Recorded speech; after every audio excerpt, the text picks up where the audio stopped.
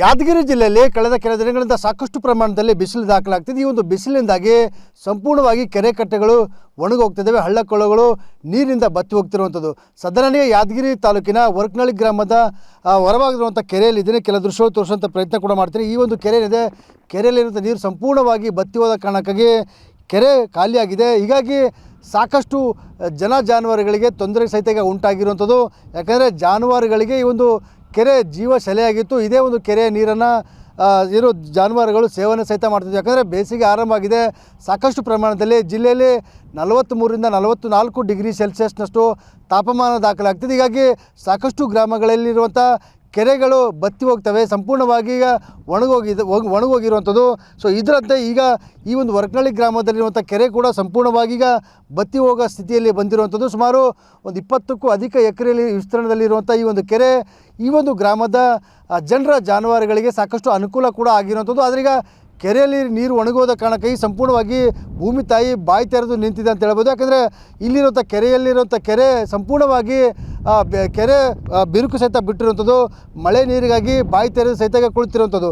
ಸದ್ಯ ಈ ಒಂದು ಕೆರೆಯಲ್ಲಿರುವಂಥ ನೀರು ಬತ್ತಿ ಹೋದ ಕಾರಣಕ್ಕಾಗಿ ಜಾನುವಾರುಗಳಿಗೆ ಸಾಕಷ್ಟು ಜಲಕ್ಷಾಮ ಸಹಿತ ಈಗ ಉಂಟಾಗಿರುವಂಥದ್ದು.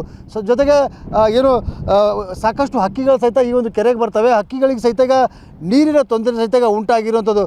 ಒಂದು ರೀತಿ ಮೂಕ ಪ್ರಾಣಿಗಳ ರೋದನೆ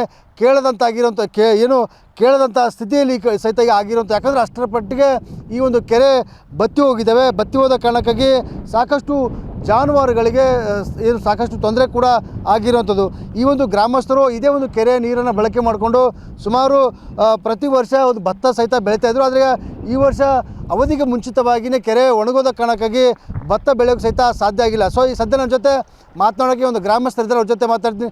ಈಗ ಪ್ರತಿ ವರ್ಷ ಸಾಕಷ್ಟು ಬಿಸಿಲಿರುತ್ತೆ, ಆದರೆ ಈ ವರ್ಷ ಕೂಡ ಹೆಚ್ಚಿನ ಪ್ರಮಾಣದಲ್ಲಿ ಬಿಸಿಲಿರೋ ಕಾರಣಕ್ಕಾಗಿ ಈಗ ಕೆರೆ ಬತ್ತೋಗಿದ್ದಾವೆ. ಪ್ರತಿ ವರ್ಷ ಸಹಿತ ಬತ್ತೋಗುತ್ತೆ, ಆದರೆ ಈ ವರ್ಷ ಅವಧಿಗೆ ಮುಂಚಿತವಾಗಿಯೇ ಬತ್ತೋದ ಕಾರಣಕ್ಕಾಗಿ ಜಾನುವಾರುಗಳಿಗೆ ನೀರಿಗೆ ಸಹಿತ ಸಾಕಷ್ಟು ತೊಂದರೆ ಆಗ್ತಿರ್ಬೋದು. ಈಗ ಭಾಳ ತೊಂದರೆ ಆಗಿದೆ ಸರ್, ಜಾನುವಾರುಗಳಿಗೆ ಭಾಳ ತೊಂದರೆ ಆಗಿದೆ.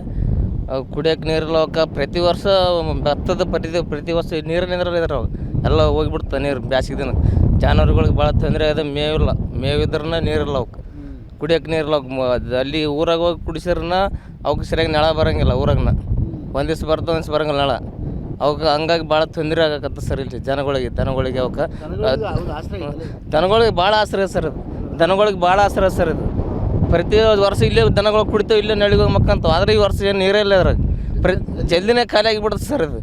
ಒಂದು ಅವಾಗ ಬ್ಯಾಸಿಗೆ ಇನ್ನು ಮುಂಚೆ ಬ್ಯಾಸಿಗೆ ಶುರುವಾಗಿ ಸ್ಟಾರ್ಟಿಂಗೇ ಓದ್ತದೆ ಸರ್, ನೀರೆಲ್ಲ ಬತ್ತಿ ಹೋಗ್ತದೆ ಸರ್. ಇದು ನೀರೆಲ್ಲ ಬತ್ತಿ ಹೋಗ್ತದೆ ಅಂತ ಜಾನುವಾರುಗಳಿಗೆ ಪಕ್ಷಿಗಳಿಗೆ ಎಲ್ಲ ಭಾಳ ತೊಂದರೆ ಆಗಿದೆ ಸರ್ ಇದು ಕೆರೆ.